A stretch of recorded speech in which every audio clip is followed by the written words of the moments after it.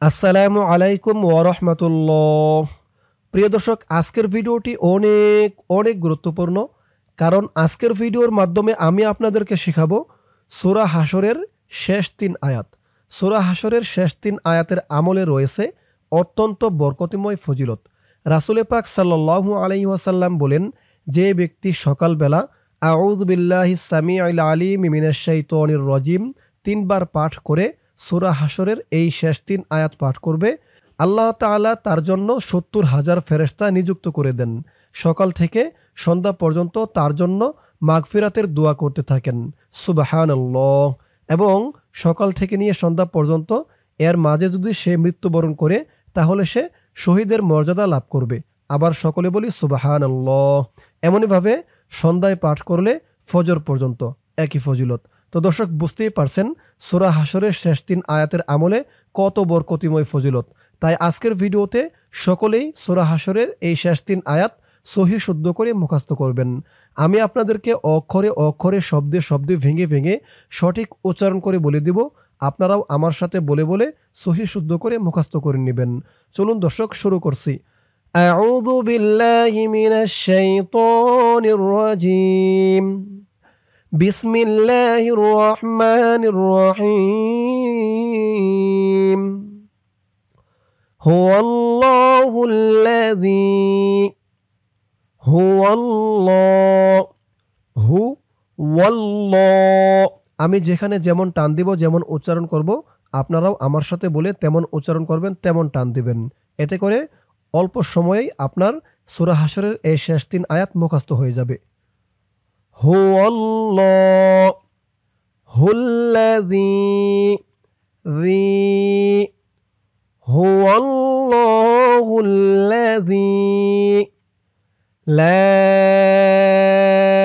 লা ৩ আলিফ টান।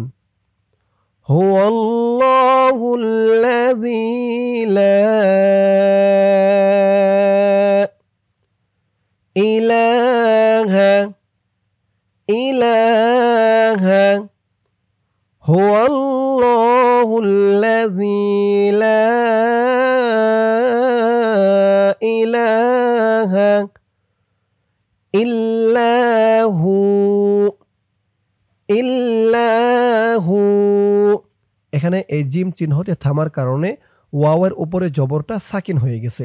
ওয়াওয়ের উপরে জবরটা যখন সাকিন হয়ে গেছে, তখন পেশের পরে ওয়াও সাকিন হয়েছে, এক আলিফ টান দিতে হবে।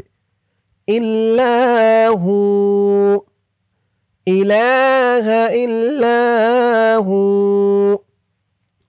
হুয়াল্লাহুল্লাযী লা ইলাহা ইল্লাহু। আমার সাথে বলুন, হুয়াল্লাহুল্লাযী লা ইলাহা ইল্লাহু আলিমুল গায়বি আলিমুল আলিমুল গায়বি গায়বি আলিমুল গায়বি ওয়াশ-শাহাদাহ ওয়াশ-শাহাদাহ আলিমুল গায়বি ওয়াশ-শাহাদাহ দাহ। এখানে দেখুন তা আছে, তাহলে এখানে হার উচ্চারণ হলো কেন? কারণ এই জিম চিহ্নতে আমরা অক্ফ করেছি। অক্ফ করার সময় যদি গুল তা থাকে, সেই গুল তাটা হা হয়ে যায়। ওয়াশ-শাহাদাহ আলিমুল গায়বি ওয়াশ-শাহাদাহ হুয়ার রাহমান নূর রহিম নূর রহিম। ৩ আলিফ টান দিয়ে এখানে অক্ফ করতে হবে। হুয়ার রহমানুর রহিম হুয়ার রহমানুর রহিম আলিমুল গায়বি ওয়াশ-শাহাদাহ। এখানে যদি আপনি এই জিম চিহ্নতে অক্ফ না করতে চান, তাহলে পরের শব্দ ধরে পড়তে পারবেন। পরের শব্দ ধরে পড়লে কেমনভাবে পড়তে হবে? পরের শব্দ ধরে পড়লে কিন্তু এই তার উচ্চারণটা হবে, এই তাটা আর হা হবে না। বলতে হবে, খেয়াল করুন আমি কিভাবে বলি। আলিমুল গায়বি ওয়াশ শাহাদাতি হুয়ার রহমানুর রহিম।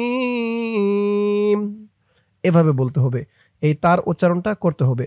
তো আমি বলবো আপনারা এখানে থামবেন, থেমেই পড়বেন। থেমে পড়লে আপনাদের পড়তে বলতে সুবিধা হবে। আলিমুল গায়বি ওয়াশ শাহাদা হুয়ার রহমানুর রহিম।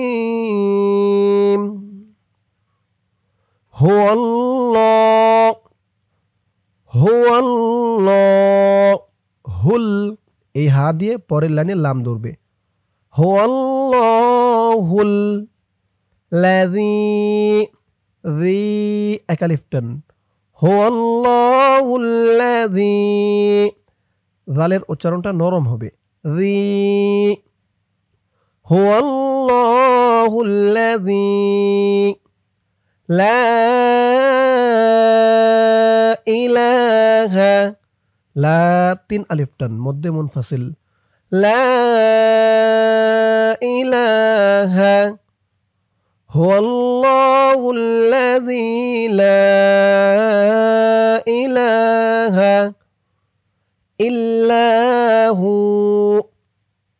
ইল্লাহু।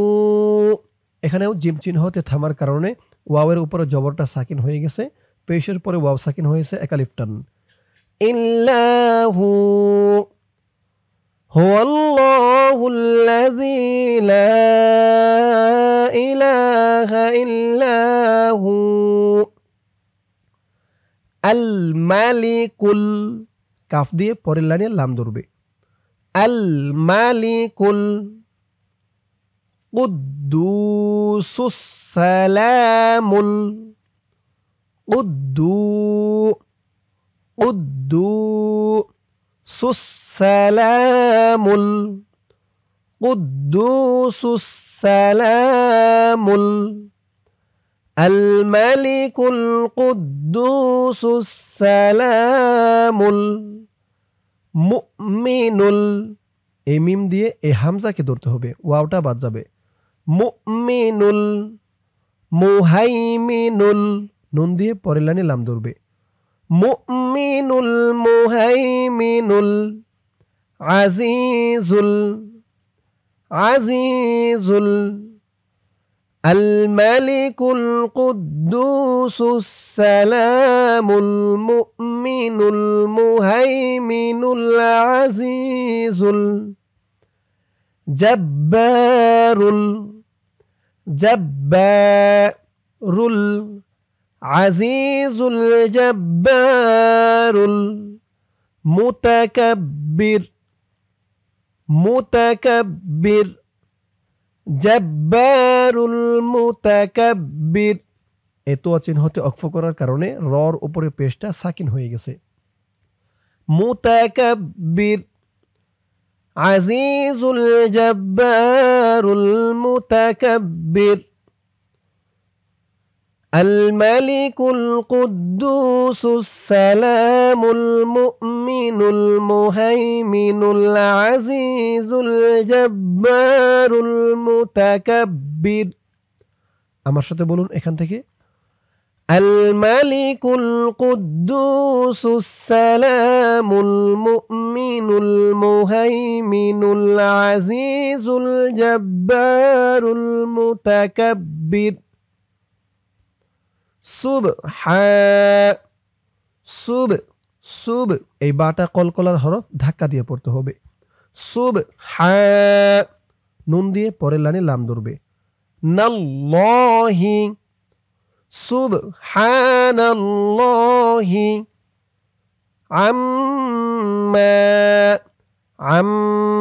গুন্না হবে, ওয়াজিব গুন্না। সুবহানাল্লাহি আম্মা ইউশরিকুন, ইউশরিকুন তিন আলিফ টান। يشركون عما يشركون سبحان الله عما يشركون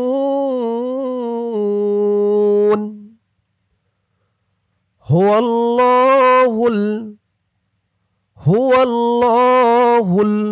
এই হা দিয়ে ইহার পরের পৃষ্ঠায় একটি লাম ধরবে। এই আয়াতের বাকি অংশ পরের পৃষ্ঠায়। এখন আমরা চলে যাব পরের পৃষ্ঠায়। পরের পৃষ্ঠায় গিয়ে কিন্তু এই পৃষ্ঠা আয়াতের শুরু এখান থেকে ধরে পড়ব। হুয়াল্লাহুল এই পৃষ্ঠায় আর আসবো না, বাট এইটুক ধরে পড়ব। চলুন পরের পৃষ্ঠায়। ধরুন আয়াতের বাকি অংশ এই পৃষ্ঠায়। এই যে দেখুন বলছিলাম এই পৃষ্ঠায় একটি লাম ধরবে, এই যে জজমুলা লাম। ওই পৃষ্ঠার শেষের অক্ষর হা দিয়ে এই পৃষ্ঠার এই যে জজমুলা লামকে ধরেছে। হুল উচ্চারণ হয়েছে হুল। হুয়াল্লাহুল খালিকুল বারিউল। এখানে এই ইয়ার উচ্চারণটা হবে না, হামজা দিয়ে এই লামকে ধরতে হবে। বারিউল হুয়াল্লাহুল খালিকুল বারিউল মুসাউবিরু হুয়াল্লাহুল খালিকুল বারিউল মুসাউবিরু লাহুল এই হা দিয়ে পরের লাইনে এই যে লাম ধরবে, জজমওয়ালা লাম। মুসাউবিরু লাহুল আসমা মা 4 আলিফ টান মধ্যে মুত্তাসিল। মুসাউবিরু লাহুল আসমাউল হুসনা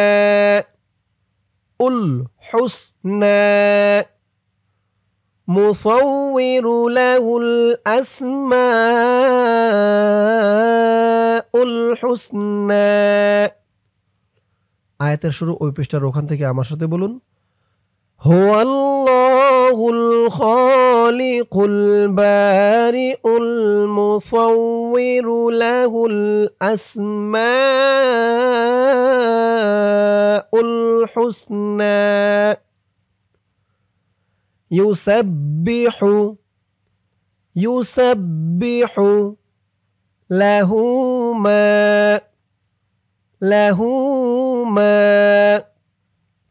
يسبح له ما في السماوات والأرض في السماوات والأرض يسبح له ما في السماوات والأرض وهو العزيز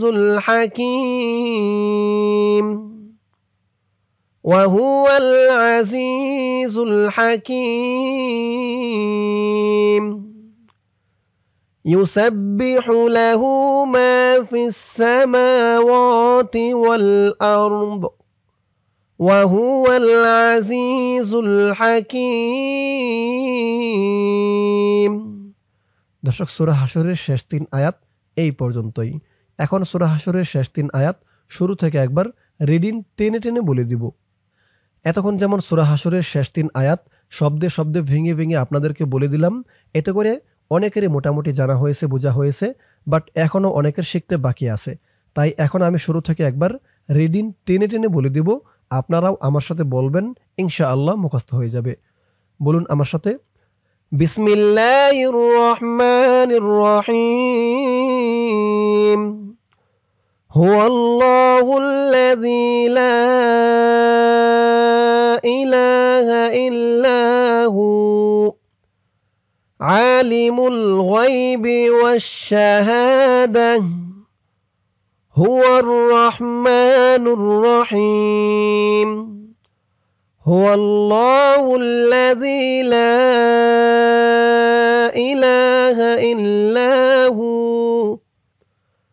الملك القدوس السلام المؤمن المهيمن العزيز الجبار المتكبر سبحان الله عما يشركون هو الله আয়াতের বাকি অংশ পরের পৃষ্ঠায় هو الله الخالق البارئ المصور له الأسماء